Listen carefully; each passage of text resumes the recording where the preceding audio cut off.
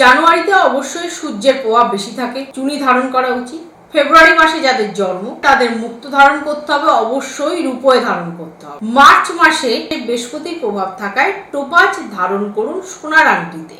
April মাস চুনি ধারণ করুন অবশ্যই সোনার আংটিতে।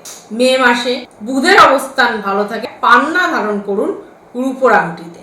জুন মাসে শুক্র ভালো থাকে, হিরে আপনার সোনার আংটিতে ধারণ করুন। জুলাই মাসে অবশ্যই শনির অবস্থান ভালো থাকে, আপনার নীলা ধারণ করুন সোনার আংটিতে। আগস্ট মাসে বৃহস্পতি পোগরাজ ধারণ করুন সোনার আংটিতে। এবং সেপ্টেম্বর মাসে বুধের অবস্থান ভালো থাকার জন্য অবশ্যই পান্না ধারণ করুন আপনারা রূপোর আংটিতে। অক্টোবর মাসে জন্ম হলে চুনি বা নীলা যেটা আপনাদের ইচ্ছা সোনায় ধারণ করতে। নভেম্বর মাসে চন্দ্রের অবস্থান ভালো থাকায় মুক্ত রূপোয় ধারণ করুন। ডিসেম্বর মাসে বৃহস্পতি ভালো থাকায় টোপাজ ধারণ করুন সোনার আংটিতে।